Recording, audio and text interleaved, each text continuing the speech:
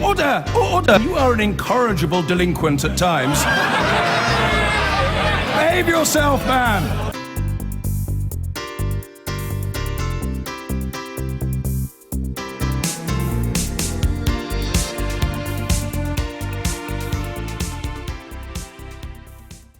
In April, the Conservatives admitted failing to declare £38,000 of general election expenses after a Channel 4 News investigation flagged up discrepancies in their election spending returns.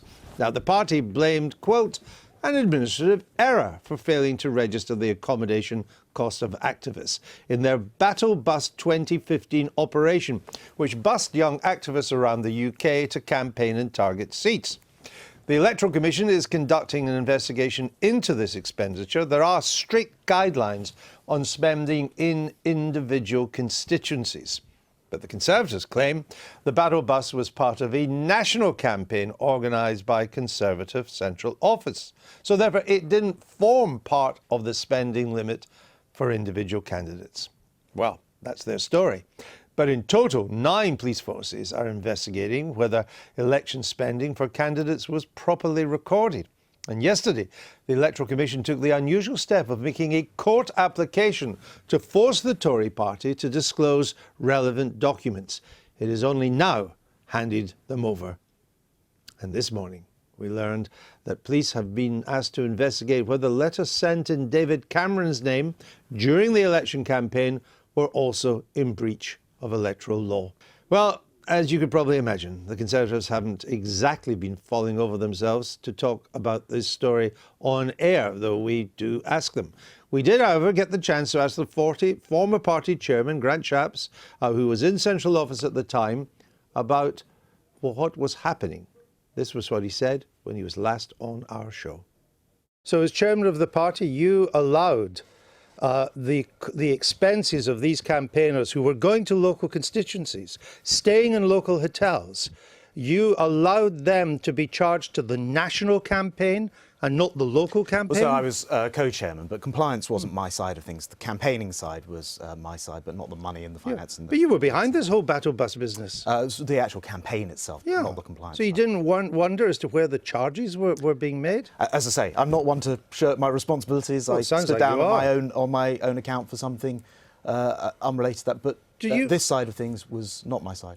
Well, that was Grant Shapps speaking to me a week or so ago. We're joined now by the BBC's Ross Hawkins. He's been looking into this story, which, as we said, came to light thanks to a 4-month-long investigation by Channel 4 News. We've also been reporting it regularly too. Tell us now about this mail shot development. What's happening here? The Liberal Democrats, one in particular, Adrian Sanders, used to be the MP, says there is a problem with letters that got sent in David Cameron's name. And they didn't mention the constituency. They didn't say vote for candidate X, but they did mention the place. So not the candidate, but the constituency. In fact, this letter mentions the word Torbay repeatedly and says you have to vote Conservative in Torbay when the election comes. Now, the point that is being made by the Liberal Democrat here is, given as there was only one Conservative in Torbay, surely that was in support of the local candidate. The point the Conservatives make very clearly is that there is no mention of that candidate, and as far as they are concerned, this counts as national spending. And the fundamental issue here, both with the bus that Channel 4 News have exposed and with this, is that you have a great big limit for national spending and a much smaller one in the constituency. It's only about £15,000. It's between about £10,000 and £15,000, 13, I think, in this case. I think the issue here is the Conservatives were sort of acting on the basis of understanding that they have done for years, and it is suggested to me that other parties have done for years as well. What the Channel 4 News investigation has done really is challenged what that law means, and the law is fantastically vague. So the test as to whether spending is local or not is whether it is with a view to or in connection with promoting or procuring the candidate's election at the election. Well, my goodness. What could that mean? It could mean a visit from a bus, it might not. And the issue is the people who will now test that are the police and the courts, because this is an issue of criminal responsibility. Well, this is the distinction, isn't it? If you overspend nationally, the Electoral Commission investigates you, and if you get it wrong, you could be paying fines, but it's not a criminal act. if you overspend at a constituency level, and if some of the money you've dedicated to your national campaign should have been logged with the local one, that's a criminal offence. You can go to jail for that. And that's why the police are investigating. Yes, and you could lose your seat as a consequence of that. In effect, we have two parallel bits of law, two parallel investigatory bodies, but both working around the one thing will affect the other, because if you didn't get your national return right, it could be your local one was wrong. And somehow at the moment, a whole bunch of police forces who, frankly, Andrew, do not spend their time considering the finer points of electoral law are having to make a very complex and very sensitive decision about whether to ask for more time and whether to do this. And frankly, if you were the one police force that didn't bother, you risk looking a bit of a Charlie. If you're the one police force that does, you risk taking quite a big risk on a very high-profile place. I think a lot of chief constables are probably having to think very, very hard about the decisions they make here. My understanding is that the benchmark is quite high if you're the MP, the candidate, that it has to be shown, because your agent's responsible for signing off the spending in the constituency, it has to be shown that you knowingly sanctioned this extra spending for it to become criminal. For it to be criminal, you have to knowingly have submitted a false return. And that might be difficult. So there is a possibility, and neither you nor I are lawyers, but you could go through a court case, find out that someone had done this unknowingly because they were just following orders from central office, the same orders that pretty much had held for previous elections, and then people would turn around and look at those people in Conservative campaigns headquarters, on whom there wouldn't necessarily be a legal obligation because those individuals were not the ones who signed off the local election return. OK, keep on it, Ross. We shall see where this story goes. Thank you. Now, naturally, we did ask the Conservative Party for an interview this morning, but none was forthcoming. We also asked the Labour Party if they wanted to speak to us, but they didn't either. But I am joined now from our Leeds studio by the Liberal Democrat MP Greg Mulholland. He sits on the party's campaigns committee. And from Northampton by the Professor of Electoral Law, Bob Watt. Welcome to you both. Professor Watt, can you just give us a take on what potentially are the election rules that have been broken? And what are the possible consequences? Well, if one of the candidates did knowingly break election law by either overspending on their election expenses or by corruptly making a false declaration, there are quite serious consequences. If they just overspent, they would be liable to a fine. And upon conviction, they'd be liable to a fine and liable to be suspended, thrown out of politics for 3 years. If they made a false return on their election expenses, in the way that Fiona Jones did allegedly some years ago, then they'd be liable to 2 years imprisonment and to be banned from sitting for Parliament for 5 years. So there'd be a by-election? There'd be a by-election, yes. All right. Greg Mulholland, let me come to you. Isn't it the case that all the major parties use these battle buses locally, but they charge them to the national spend? But I don't think that's the point, and that's certainly not the thrust of the very excellent Channel 4 investigation. They have found documentation involving activists brought into some of these constituencies that showed that they were indeed being asked to and giving information to campaign for a local candidate in a local seat. And in the case of the letters identified by Adrian Sanders, it very clearly says Torbay. And I can tell you from my years as a candidate, I've always been very clearly told by our party headquarters that something if it mentions the area, the constituency or the candidate, then it has to be declared on local expenses. So I think that is a mistake that clearly does need to be looked at. Well, let me just clarify that all parties use battle buses, all the major parties, but are you saying that the other parties use these battle buses for the national campaign and that they don't, Mr. Mulholland, they don't, Liberal Democrats or Labour, to your knowledge, wherever, they don't bus in activists to fight in a constituency on this battle bus?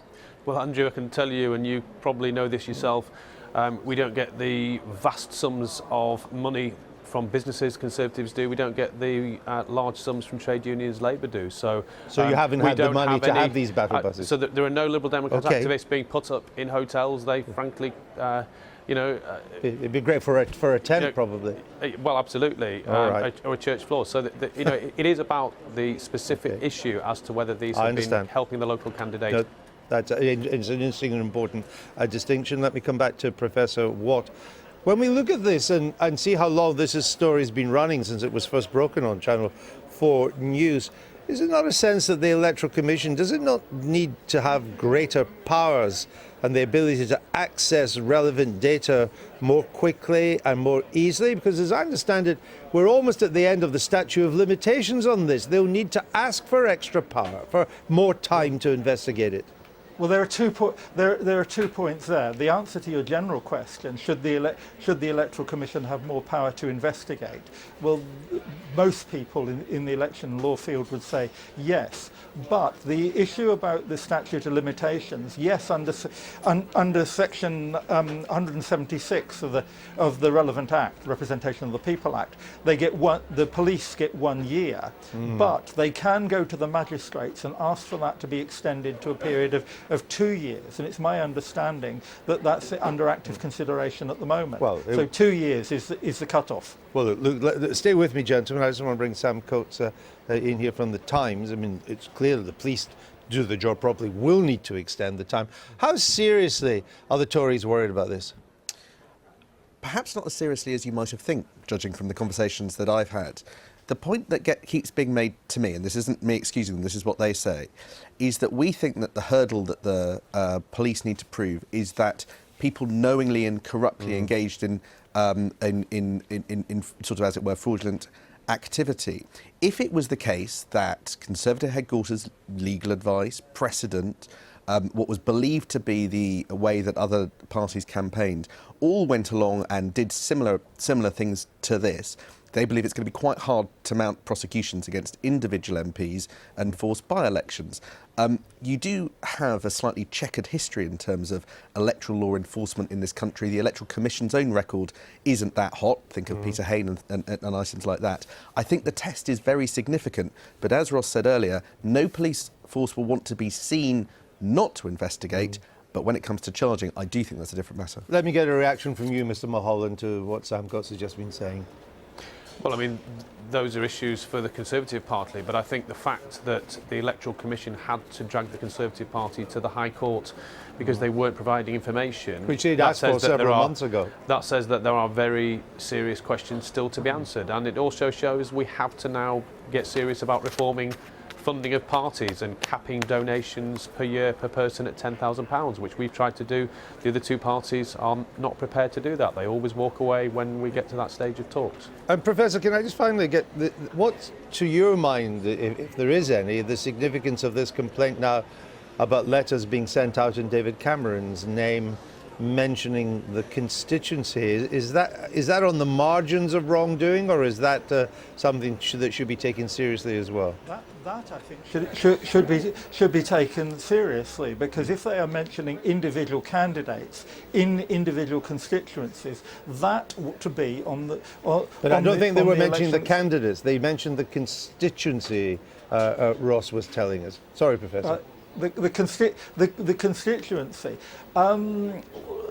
Well, I haven't seen the leaflets he was sending out, but I think that is certainly something that there's a serious question to be asked. Only the problem is, if it's got Conservative and if it's got the ex-constituency, who do you think the leaflet is in favour of? It's not in favour of the Labour Party in that constituency. No, I think even I could work that out, Professor. Right. Can I just come back on one little point? Very briefly, please. Yeah. Okay. The little point about the knowing, and that is a significant point. But what I would say of that is, when you look at the way that the law was tightened up following the Fiona Jones case and the significant tightening of the law, I think knowing is going to be a lot more easy to prove than perhaps the Conservatives are suggesting. All right, gentlemen, thank you very much to both of you for joining us. Very briefly, Sam Coates, Grant Shapps is gone. He's no longer in Central Office, but his co-chair, Lord Feldman, he's still there. Is, as they say, north of the border, is his jacket hinging by his sugly peg? I think Grant Shapps is quite enjoying the discomfort that his co-chairman, former friend Andrew Feldman, is feeling over that, and doesn't appear to be blinking at the prospect of hanging him out to dry over this. I think if there is a problem with this and there are prosecutions, I do think that does fall at Lord Feldman's door, which is bad news for David Cameron, who relies on him for fundraising. And their old friends, going all the way back to Brasenose in Oxford.